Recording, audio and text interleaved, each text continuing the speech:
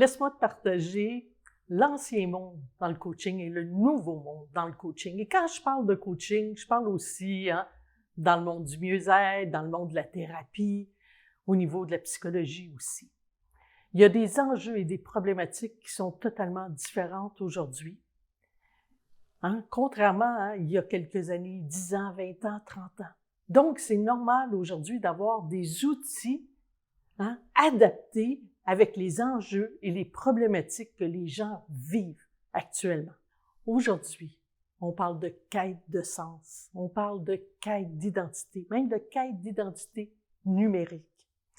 Vous allez me dire, oui, Nathalie, ça fait longtemps qu'on en parle, mais aujourd'hui, on doit aller encore plus profondément, créer cet enlignement.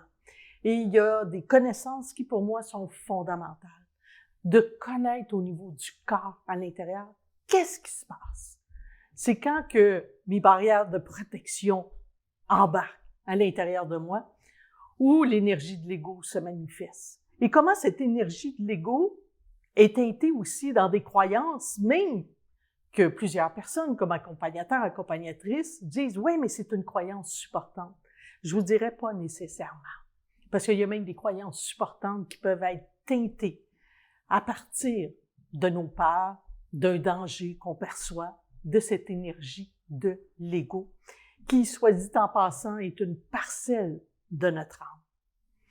On a des stratégies aussi, qui peuvent sembler efficaces, mais malheureusement qu'elles ne sont pas porteuses pour justement résoudre des problématiques comme la quête d'identité profonde, la quête de sens, qui est pour moi la quête de la raison d'être et d'aller dans son identité profonde. Et c'est ce que j'ai le goût vraiment de vous accompagner à ce niveau.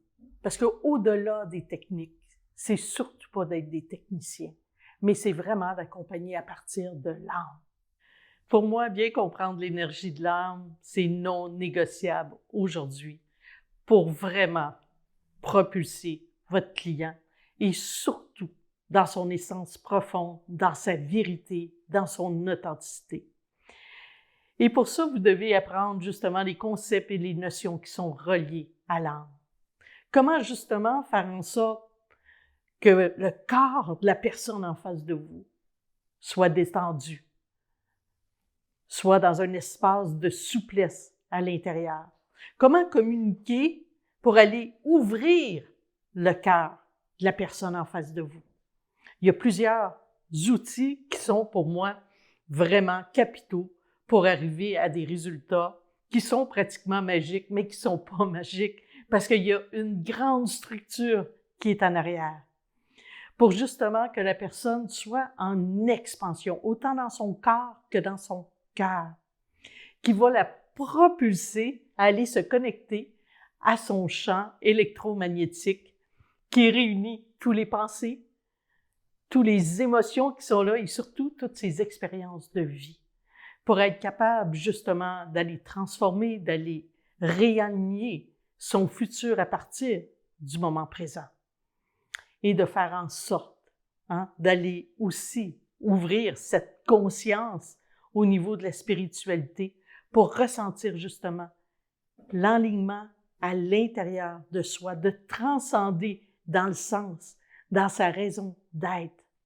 Mais pour ça, il y a déjà pour vous, il y a une communication de vous à vous, une relation de vous à vous, un langage non verbal aussi, qui va vous amener dans une cohérence pour propulser votre client dans sa propre cohérence et que ce qui est là va émerger pour votre client, ce qui est adéquat exactement dans le moment présent, ce qui sera là pour lui. Le coaching d'aujourd'hui est vraiment basé sur votre qualité d'être comme accompagnateur, accompagnatrice, d'avoir justement transcendé dans le sens, donc votre présence, votre connexion, l'art de poser des questions puissantes, mais au niveau de l'âme et à partir de votre âme. Il y a une expression que j'aime beaucoup, beaucoup, c'est « mon âme salue ton âme ». Donc ça, pour moi, Ça fait partie du nouveau coaching aujourd'hui. L'ancien coaching était beaucoup plus basé sur des techniques. On amenait beaucoup de techniques, bien souvent, sans le savoir. Oui, je pouvais être dans une présence, dans une connexion comme accompagnateur.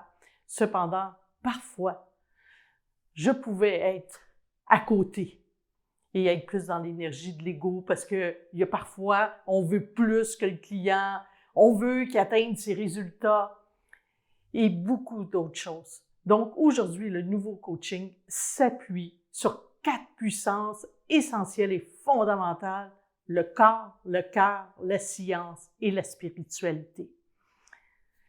C'est ce que je vous souhaite.